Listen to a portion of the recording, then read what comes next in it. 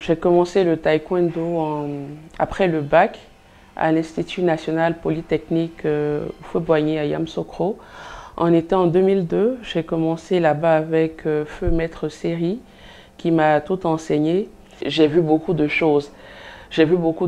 Donc aujourd'hui, on va dire que je suis un peu plus tempérée, un peu plus posée. Et c'est ça aussi le taekwondo, parce que quand on commence, on a la fougue, on est fougueux. On pense tout connaître et on veut faire fort, comme on dit. Mais avec le temps, on se rend compte qu'il faut prendre le temps de faire les choses correctement. Il faut avoir on va dire, de la mesure en toutes choses.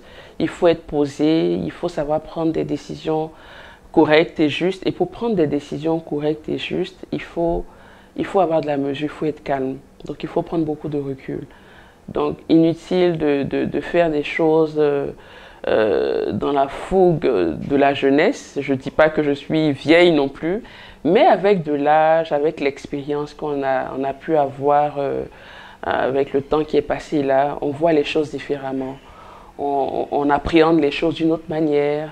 Alors on est plus généreux, on est moins à l'attaque, quoi. On est beaucoup plus posé. Donc, étant une femme, moi, j'encourage toutes les autres femmes à pratiquer du sport. On peut faire de la marche, on peut faire de la gym, même de la danse. Tout ça, c'est du sport. Et il est important, il est même primordial de faire du sport. Aujourd'hui, on a plein de maladies cardiovasculaires qui font surface parce qu'il y a un défaut de sport. Aujourd'hui, pour aller au salon de coiffure, la femme va prendre sa voiture, elle va aller au salon qui est à quelques mètres de la maison alors qu'elle peut marcher. Elle peut marcher pour aller à la messe, elle peut marcher pour aller à la mosquée, pour aller au marché, alors qu'on les voit, elles vont prendre des taxis, elles vont prendre leur voiture. Il faut marcher, il faut faire du sport, il faut faire même beaucoup de sport. Au moins 3 fois par jour, en raison de 1 à 2 heures à chaque séance. C'est important, c'est vraiment important. Donc moi, j'encourage toutes les femmes à faire du sport. À un moment donné, les hommes sont obligés, qu'ils le veuillent ou non, on va dire de céder leur place. Parce que, en plus, si ces femmes-là ne sont pas compétentes, on pourrait dire que bon, voilà. Mais les femmes sont tout à fait capables de faire exactement ce que les hommes font. On a les mêmes gènes, on est constitués pareillement. Donc, ce qu'un homme peut faire, une femme peut faire. Ce qu'un homme peut penser, une femme peut penser. Voilà. Donc, c'est sûr que ce n'est pas évident pour les hommes. Mais la révolution de la femme, du genre est en marche et nous sommes prêtes à aller le plus loin possible. J'ai été sélectionnée parmi une centaine d'arbitres internationaux, même des centaines, on était plusieurs centaines à être... c'était où? C'était en Russie, en plein hiver. Donc on a été on était très nombreux là-bas. Et heureusement, j'ai été sélectionnée. C'est comme ça que j'ai été la première femme arbitre noire à participer à des Jeux Olympiques. Donc c'était à Rio en 2016. J'ai pu faire ce que je voulais, ce que j'aimais vraiment. J'ai pu arbitrer des combats lors d'un tournoi olympique. C'était vraiment un rêve qui devenait réalité. Et j'avais toujours en moi, en fait, ce truc-là qui me disait, il faut croire, tu peux y arriver. Il faut croire, il faut toujours croire que tu as la capacité d'arriver au bout. Et c'est ce que j'ai fait. J'ai jamais hésité, j'ai jamais douté de moi. Et j'avais mes parents, j'avais mes amis qui m'encourageaient à chaque fois.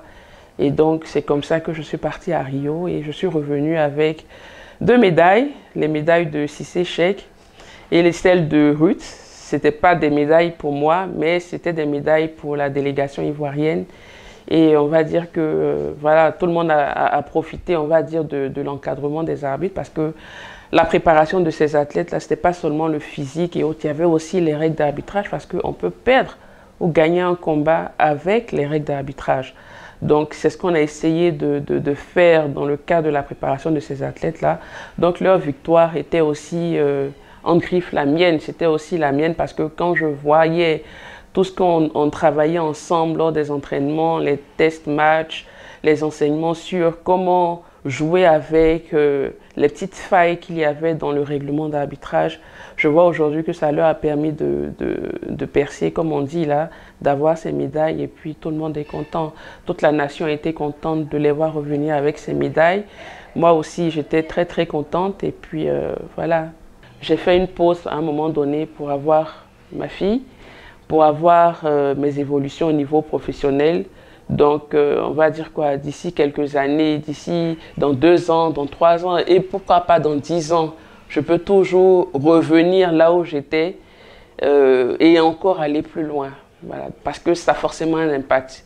Si j'étais un homme, ça allait pas être compliqué, parce que voilà, mais étant une femme, c'est forcément beaucoup plus compliqué. J'en connais, hein, je connais des arbitres internationaux dames étrangères qui ne sont pas ivoiriennes aujourd'hui, qui ont dépassé la quarantaine, qui n'ont pas pu se marier ni avoir d'enfants. Et quand on en parle, je vois beaucoup de regrets dans leur regard. Et moi, je ne voulais pas être comme ça. Donc, à un moment donné, j'ai fait une pause pour ma carrière et pour ma vie de famille. Mais je ne regrette rien. Bien au contraire, je suis contente.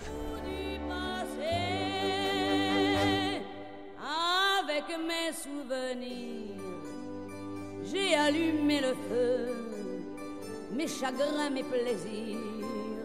Je n'ai plus besoin de balayer les amours avec leur trémolo, balayer pour toujours.